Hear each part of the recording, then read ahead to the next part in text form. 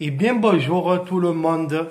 Déjà, je tiens à vous remercier pour tous vos commentaires bienveillants et instructifs dans les partages de ma vidéo sur Facebook, sur les différents groupes. Merci à toute la communauté. Alors, je voulais vous dire que je vous ai dit un peu de la merde au sujet du code moto, parce que je me suis renseigné sur Internet et voilà. Donc, ce que je voulais vous dire, ça me paraissait bizarre, mais c'est que bien sûr, si vous voulez passer le permis moto, le permis gros cube, il vous faudra l'examen théorique moto. C'est le code spécifique moto et cela a été mis en vigueur depuis le 1er mars 2020. Donc il faut passer l'ETM. L'ETM, c'est composé de 40 questions, des questions liées au code de la route, mais beaucoup des questions sur la sécurité du motard, sur la mécanique et sur comment bien connaître sa moto. Il faut avoir au moins 35 bonnes réponses sur 40. Ça me paraissait bizarre que le code soit valable 5 ans. Je l'ai lu 2 ou 3 fois. J'étais étonné parce que je sais bien quand même qu'il y a le code et le plateau. Mais bon, des fois avec toutes ces lois, on ne s'en sort plus. Donc merci au collègue Bernard pour cette information. Ça me permet de me rectifier.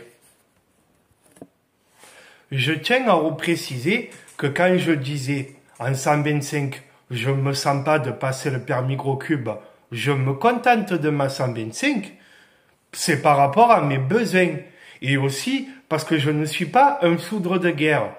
Je sais qu'une moto gros cube, certaines motos gros cubes sont plus sécurisantes.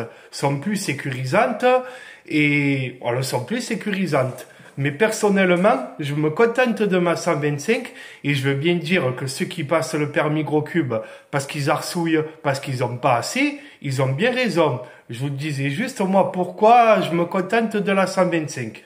Après, attention, j'ai regardé du coup sur Internet. Je vous ai pas parlé d'une marque que j'adore, c'est Royal Enfield. Je vous ai parlé de Harley, de Triumph et de Indian. Mais les Royal Enfield, c'est personnellement j'adore. En plus, ils ont un modèle jaune qui ressemble à ma XSR. Et j'ai envie de vous en parler, j'ai pris quelques notes. Par exemple, on a la Royal Enfield Fireball, désolé pour l'accent, une 3,5. Elle coûte à peine 4400 €. Et t'as une Royal Enfield. Il y a par exemple la Meteor, 4500 €. La Supernova, 4006.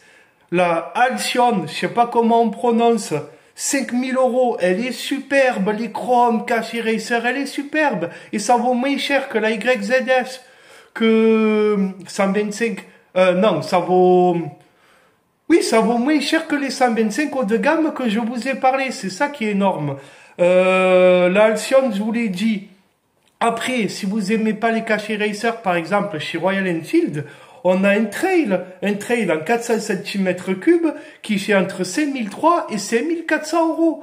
Et quand tu vois ça, alors certes, c'est pas des foudres de guerre. Ils sont souvent vers les 25 chevaux, 24, 25 chevaux. Mais pour nous, ça serait déjà un très bon compromis. Et je vais y venir. On a aussi une Scrambler à 5000 € chez Royal Enfield. 5000 €, c'est 800 € de moins que la YZF. Et tu as une 400 cm3 quand même. Après, dans les 650 cm3, elles sont chez Royal Enfield entre 7300 et 8000 €. Pour le coup, c'est à peine plus que le haut de gamme, que le haut du panier, que la 125 Legacy avec les options, au final. Et donc voilà. Donc, sur quoi je voulais appuyer? C'est que nous, vous l'avez dit en commentaire sur YouTube et sur Facebook. Mais c'est un débat. C'est que nous, en 125, ce qui serait un super compromis, c'est peut-être de passer une passerelle.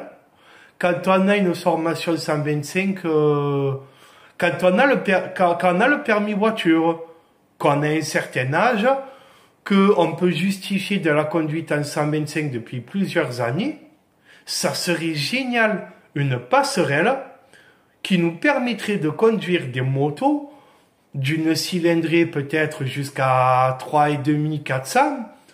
À noter que la passerelle pour le permis gros cube, quand vous passez le permis A2, vous êtes limité avec une puissance de 47 chevaux pendant 2 ans. Vous avez le permis gros cube, 47 chevaux pendant 2 ans. Et avant les 2 ans, vous avez 3 mois où il faut passer la passerelle de 7 heures pour avoir le permis A1 et conduire des motos, on va dire, illimitées. Mais si on transposait ça pareil, pour la formation 125, que on va dire après 2 ans, on est une passerelle. Mais ça serait énorme. Alors tiens, j'ai envie de dire, si le gouvernement il voit cette vidéo, on est plein à le penser. C'est ironique hein, si le gouvernement il voit cette vidéo. On est plein à le penser. C'est que, par exemple, une passerelle quand tu as la 125, le permis voiture, tout ça, qui te permettrait de conduire, on va dire, une moto, on va couper la poire en deux. Nos 125, elles sont plafonnées à 15 chevaux. Le permis A2, c'est 47. Chez nous, un truc jusqu'à 25 chevaux. Ça serait énorme. Ça redynamiserait le marché des, on va dire, des gros cubes dans les premières catégories, des 2,5, 300, 350, voire 400.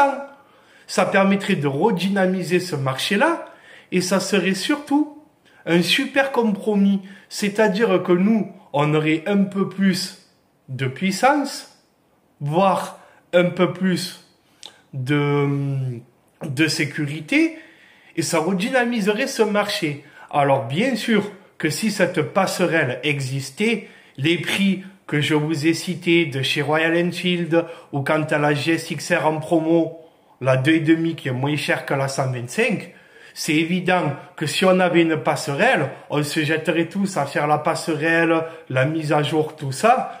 Et du coup, ben, les prix des 2,5 300, ils s'envoleraient. C'est logique. Mais ça serait un super compromis. Par contre, je tiens quand même à préciser que bien sûr, si tu es un duo, si tu roules beaucoup, une 125, c'est un peu juste un duo. Si tu fais vraiment des grosses routes, il t'en sort forcément un peu plus. Donc, j'ai un ami qui a conduit très longtemps en 125. C'est un grand baroudeur, Bernard. Eh ben, maintenant, il a passé le gros cube. Et il me dit, il y a plus de sécurité. C'est évident que d'un virage, quand tu accélères, ça repart mieux. Il y a plus de couple, il y a tout ça. Ça, je ne le nie pas, attention. Mais ce que j'exprimais, c'est que par rapport à mon utilisation, la 125, ça me contente.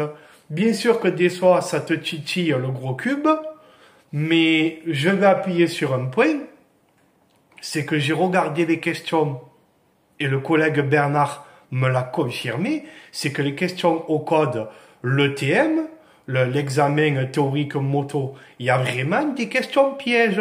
Et le collègue, que c'est un motard depuis longtemps, il m'en a cité une ou deux de questions pièges. Et honnêtement, moi ça me rebute un peu. C'est que, honnêtement, j'ai pas envie de passer à apprendre des fiches par cœur, à tout ça. Voilà. Honnêtement, voilà, j'ai pas envie. Et puis, ceux qui le sont, tant mieux. Mais après, tomber sur des questions pièges, et si, voilà. Ça coûte pas très cher, l'examen technique, mais voilà. Il faut vraiment vouloir le gros cube pour se franchir le cap. Voilà, les amis. Encore, merci. Vidéo 7, spontanément d'une seule traite. Donc, ça vaut ce que ça vaut. Il n'y a pas de cut, il n'y a pas de montage. Puis sur ce, bonne chaîne de semaine à tous. Même si on n'est que mercredi. Ciao, ciao.